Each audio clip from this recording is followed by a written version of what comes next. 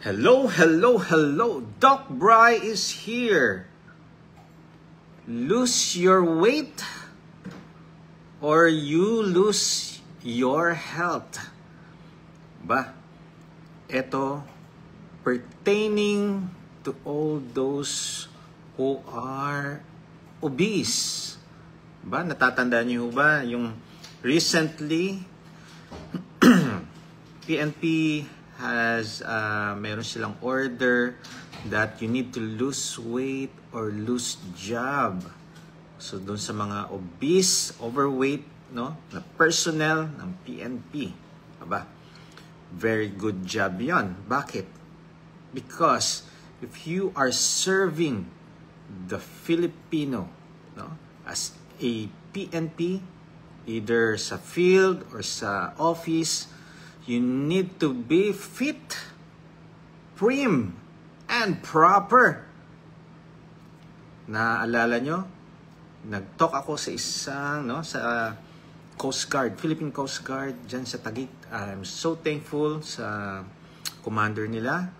Hindi ko alam na commander pala siya because naging patient ko ang kanilang commander. So, as a patient, tinuro ko how to do this properly, the low-carb way, the low-carb lifestyle.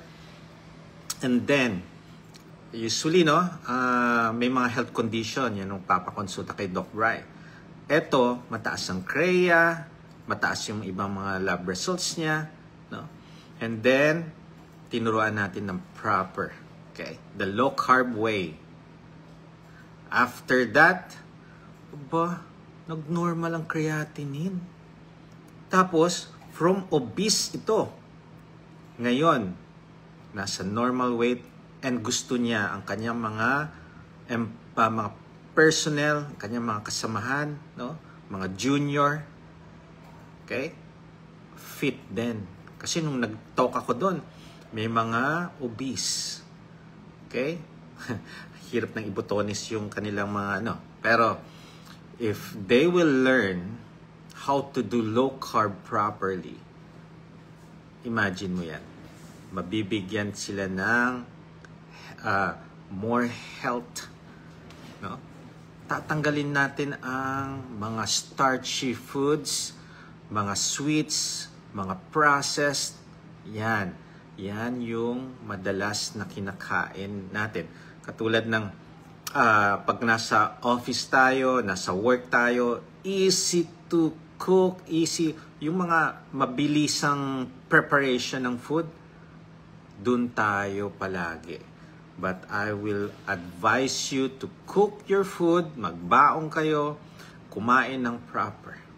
Okay? So, before I continue, please share this live dun sa gustong magpapayat, dun sa mga obese. And not only the obese, the hypertensive, the diabetic, all those who have health condition, please share this. Alam niyo bakit? Kapag obese tayo, mas maraming sakit. High risk factor for diabetes, hypertension, no? Pwede rin mga gout or arthritis. Aba, imagine mo, ang bigat-bigat mo, bubuhatin mo yung isang kabang kilo na yon, 50 kilogram, overweight. I have patients like that. Ang complain, ang sakit ng tuhod. Ang complain, ang sakit ng likod. So, hindi nila alam, no, na kapag nag-lose sila ng weight, marirelieve sila ng pain. So, ina-address natin yung root problem, not the symptoms. Pag may pain, ano yan? Bibigyan mo ng pain reliever lang? No. Pansamantala lang na ano yun? Treatment. Pero kailangan natin ma-address ang root problem. Okay. Pansinin nyo. Madalas ang advice sa atin, eat less, move more. Eat less, konti lang kainin, move more. But the problem, hindi natin nagagawa yan. Bakit? Gutom na gutom tayo eh. Ano ba yan? Hindi ako kakain, babawasan kong pagkain ko. Yan ang problem, no? But when you do the low carb, the right way, the proper way, magugulat na lang kayo. Bakit? Hindi kayo nagugutom. Mga patient ko, pagka nag-low carb sila, ano mo yung sinasabi ko? Sinasabi ko sa kanila, ina-advise ko, focus lang kayo sa nutrient-dense food, dun sa green colored, sa safe food list.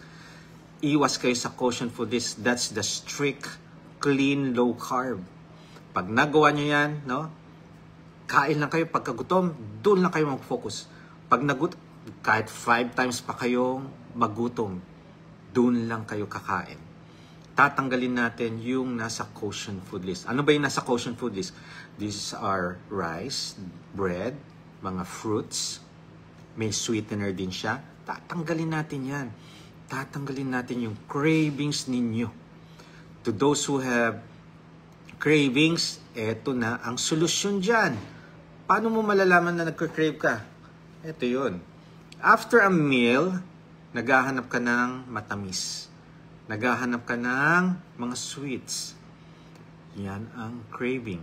So, kung gusto nyo tanggalin ang cravings na yan, strict, clean, low carb. Paano kung diabetic ka? Paano kung hypertensive? Paano pag may fatty liver? Ina-address din natin yan. Why? If you are going to lower your insulin, paano yan? By not eating high carbs. Okay? Fasting. Pagka nagpa-fasting kayo, nahihirapan kayo, di ba? Pagka high carbs ang kinakain natin. Kasi after 1 or 2 hours, nagugutom na ulit tayo.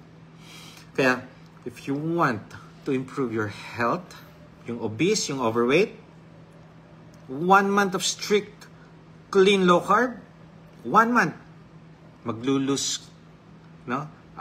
Luluwag ang inyong damit. 2 months of doing strict, clean, low carb, liliit ang tiyan. Marami nang nag-improve doing this. Alam mo, meron nga nag-message sa akin, Doc, thank you so much. By watching your video, I lost 10 kilograms. Tuwang-tuwa siya. Nung nag-lost siya ng 10 kilogram, ang daming natanggal na mga discomfort sa kanya.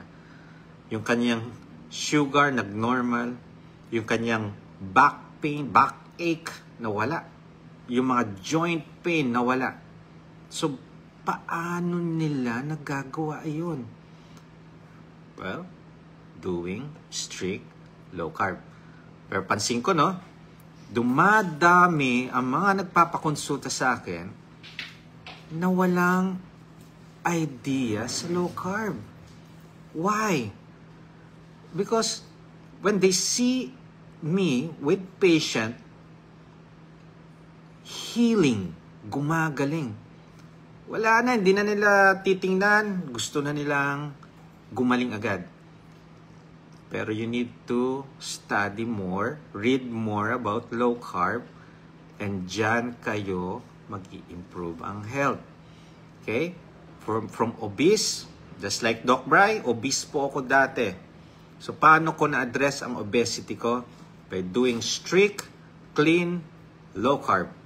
And of course, nag-add na rin ako ng activity. Why? Because kahit overweight ako or obese, ang thinking ko as a doctor, if I am active, I will be healthy. Maglulus ako ng weight. But wrong ang aking idea. Maling-mali ang pananaw ko dun. Why? Kahit very active ako noon, nasa triathlon, doing running, no? Hindi pa rin ako pumapayat. Well, papayat ng 2 kilos, but then I will gain it again. So, bakit? Anong may mali? Yun. Kasi thinking ko noon, if you're doing activity, running, biking, swimming, na ano sa akin yung carbo loading. So, after running, kakain ka ng high carbs, sugar, mga dessert, processed food. Yan ang aking pagkain noon. So, kaya hindi ako naglulus ng weight. So, nung pinag-aralan ko, nag-research ako regarding low carb, ginawa ko sa sarili ko, pinag-aralan ko siya. Unti-unti, nag-lose ako ng weight. Okay? From obese 2 to obese 1, overweight 10, nag-normal. Ang size ko from 2XL down to small or extra small.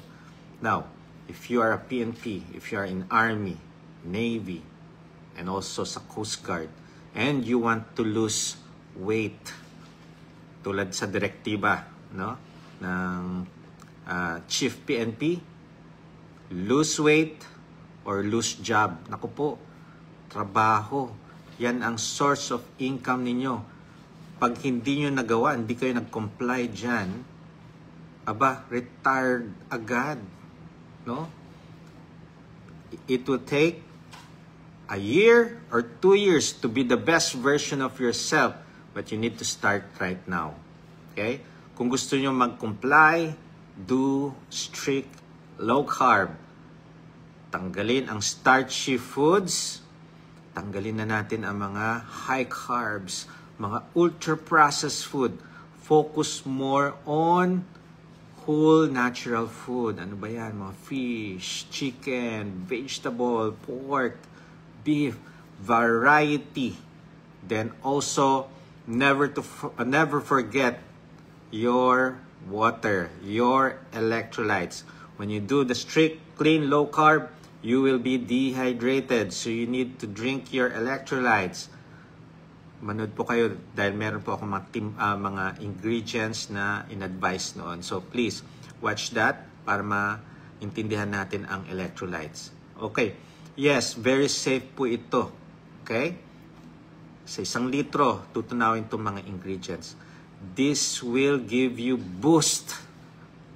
Lalo na dun sa mga very active na naglo-low carb. You need salt stick or electrolytes for that, for your fluids. Hindi na enough ang water.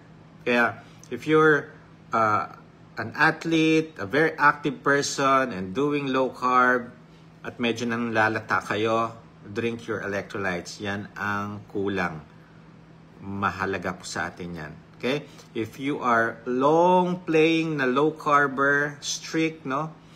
At hindi kayo nag-electrolytes, when you do resistance exercise or cardio exercise, you need that.